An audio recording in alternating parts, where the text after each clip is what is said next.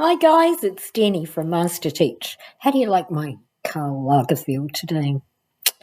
I'm just wearing them because I only just got them, but I'm actually here to talk to you today about something which is known to us all by the name of happiness and how important that is. And if you're in a classroom or you're a parent, it's very important.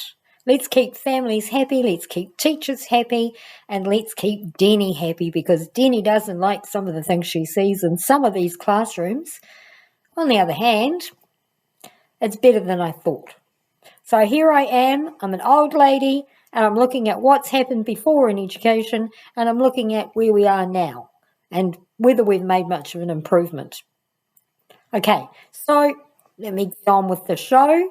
Don't forget to subscribe, don't forget to like, don't forget to do all the things that make shows great, which is be supportive, guys. Leave some comments. I don't mind. I want them there. I'll take my glasses off so you can see that I mean what I say. Hi. Really, in fact, happiness is very, very important to everybody, and it's about our well-being. And if you're not happy in your job, and you're not happy in your classroom or something is going wrong, you need to do something about it. So what can you do? Well, I'm 66 years old, and if I don't like a job, I leave it and I go and do something else because I'm no good to the job and it's no good to me, and it's certainly no good to anybody's mental health. So let's talk about how important that is in a classroom. If you're grumpy in the classroom, get out of it because you're making the kids miserable. You're probably annoying the parents because the kids are going home saying the teacher was grumpy all day, and you're going to be carrying the biggest guilt trip feelings that you could possibly be carrying. So what makes you grumpy in the classroom? Let's talk about that for a minute to start with. Well, I believe that everybody who goes into teaching goes in with the right attitude. Maybe they haven't got the true picture of what teaching is about, but they go in with the right attitude. And when they get in there, they don't actually always realise how accountable they have to be, and they don't always realise that the people that they work with don't all think the same way as them. So that's number one on your set of things. So we don't, any of us, really understand that there's a lot of collaborating goes on in the world of teaching. And if you're collaborating with people who don't think the way you do, well, you're not on the same page to start with. Now, you can go to various lengths to get on the same page. That's not a bad idea. It's actually really a constructive way of handling the situation. Or you can just say, well, actually, I need to look for somewhere where people think the way I do because I can do more that way. And, you know, that's a really important way to look at it. Now, if you're in the classroom and you've got some of those feelings, it is true, I think, to say that when things happen in the classroom, you're already sensitized. So you're already just ready for any little trigger. And poor little Johnny might be the one who gets it. He might be the one who did it, right? But he's probably not the whole story. So when you look at education and when you look at happiness as a teacher and when you look at whether your kid's happy in the classroom as a parent, you need to look at the big picture. Most school problems are to do with systems. A lot of them are to do with systems, and philosophy is also very important. So when you employ people in a school or in any institution actually, you need to think about and be clear about what it is that you expect. So, you know, I've talked about this before and I've said, well, you know, what does behaviour look like when you're tightening up behaviour? But actually, in fact, that doesn't look the same to everybody at all. But what does it look like? Well, it looks like whatever you think in your classroom is manageable. But it doesn't look that way when somebody walks through the door and that person happens to be your senior teacher for your team. Then you've got, Did so-and-so see that happen? Oh, should I be doing so-and-so? What have I got on my timetable I should be doing? Well, I think you have to make some really personal decisions about what you want to do about that. These days, I think there's a big push for all kinds of accountability, and that means there's less flexibility in teaching. That's very bad for kids because it means that when a child is not in the mood to be taught and is not at the teachable moment for being taught something to do with reading, etc., or if the child is at the teachable moment for something and you are supposed to be doing something else, that kid misses out. So actually the system is impinging and imposing upon your ability to teach. Now, I know that you know this. The other thing I know is I know about the great fear that teachers have underneath their willingness and their effort to do an excellent job. There is a huge fear that maybe they're not doing it right. Maybe it's just not the way it's supposed to be done. And they can't get it done the way they need it to be done because circumstances just don't happen to fit the model. And we know that. We've known this for years. This is nothing new. You know and I know that the world of teaching is about people. And people are dynamic. They're a dynamic entity. Everything changes all the time. And we want to celebrate the changes. And we're trying to celebrate strengths. And we're trying not to be deficit. And yet teachers are treated in one of the most deficit manners I have ever seen in my life. It is incredible to see the difference between what is preached in schools for children and the way we treat children and the way that actually other people are treated. Now, this is not everybody, but please understand that there is a culture within schools which is about fear. It's a culture of fear, of getting caught not doing the job the way you're supposed to do it.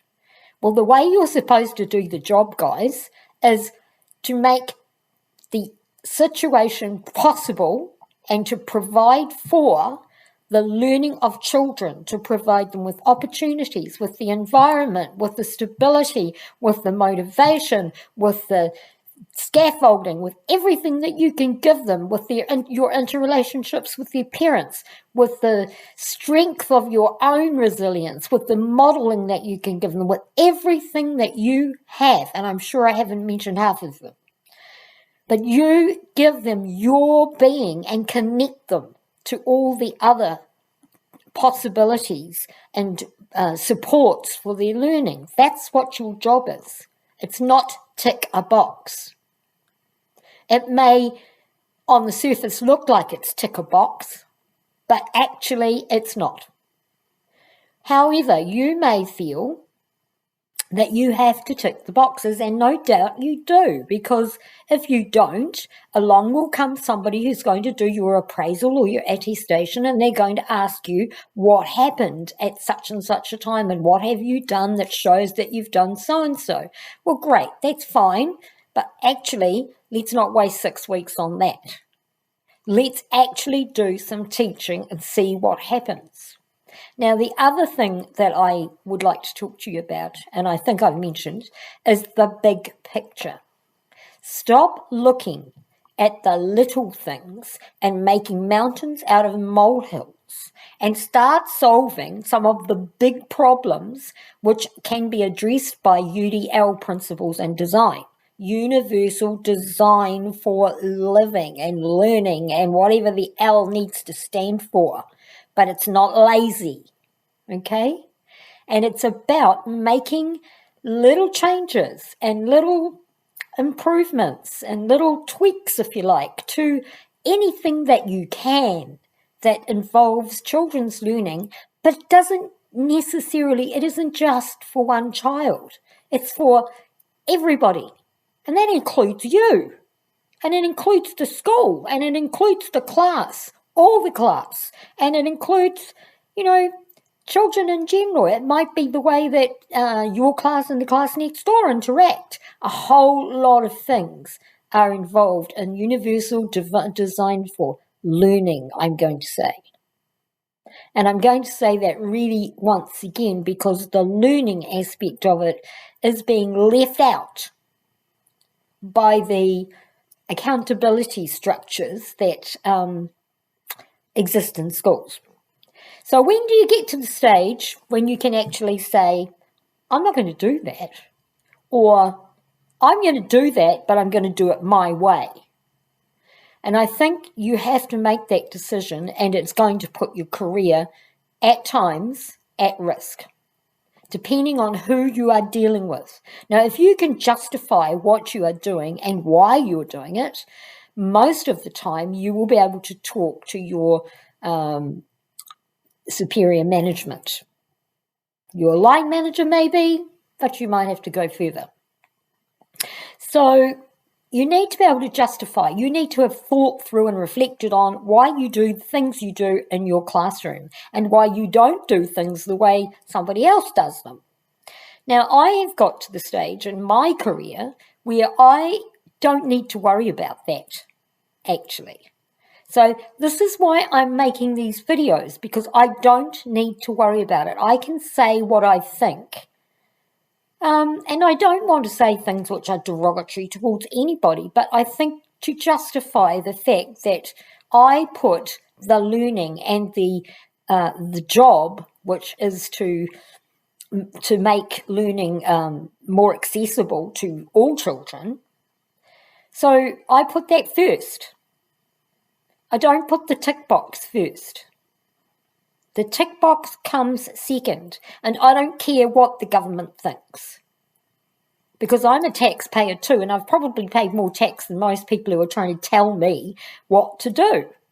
So actually, I want you to think that through. You will reach a stage in your career where you need to make those kinds of judgments. Now, a lot of teachers, this is why I'm bringing this up, is over time, a lot of teachers, not just a few, but many teachers have walked.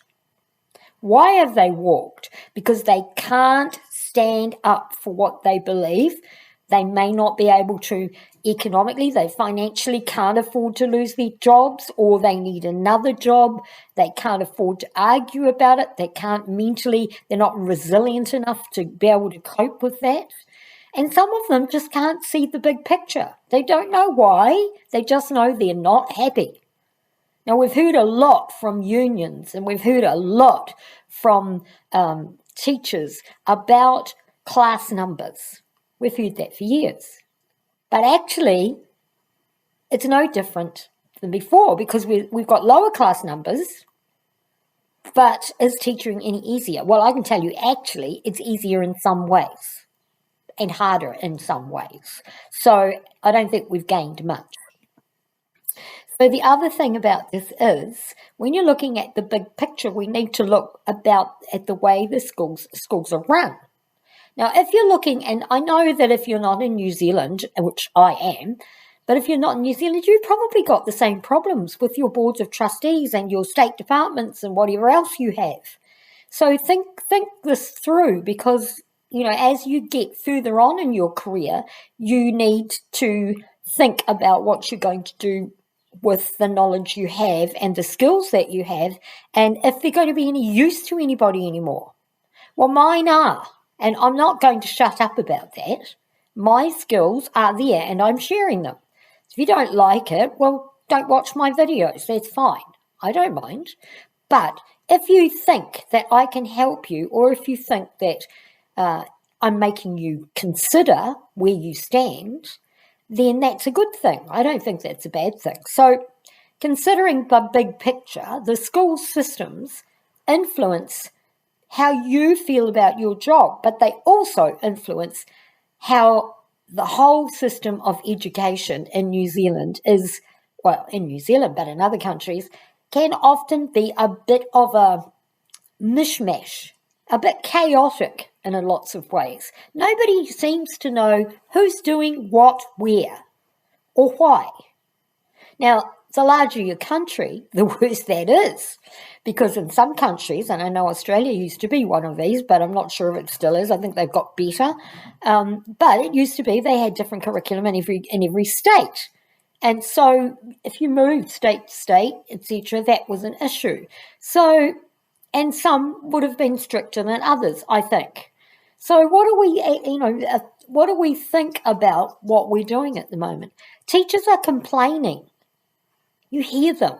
I've got so much paperwork, I haven't got any time to teach. It's true. So listen to them. They're actually telling the truth. They are up to their ears in paperwork.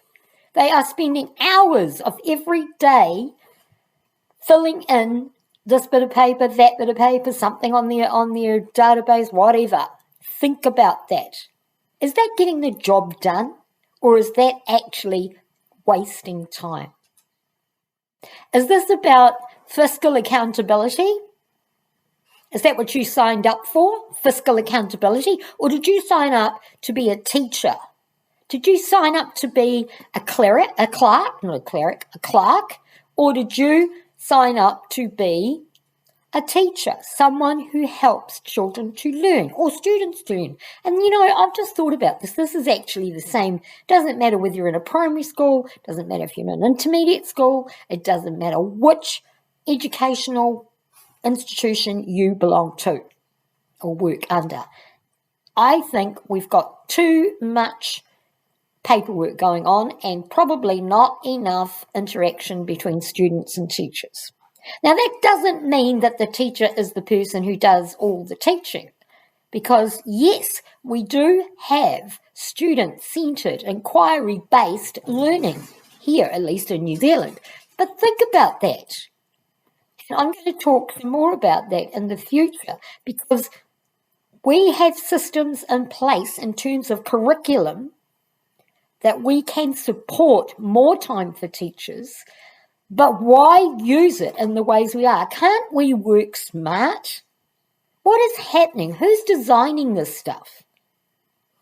Who is going in there and actually doing this? We have an absolute shortage of teachers. We had the most incredible teachers over many years. They could have been upskilled. They didn't want to be because they didn't agree, and they walked. And what happened? We brought in a lot of teachers from overseas who also need to be upskilled and are feeling insecure and unhappy. Think about that. And they're bringing in, the other thing is that they bring in some of the ideas from their countries. That's not a bad thing, but it needs to be done consultatively, not just imposed from the top, which is what happens when you get people coming in at the top rather than at the bottom. So think a little bit through that, and I will talk to you again shortly.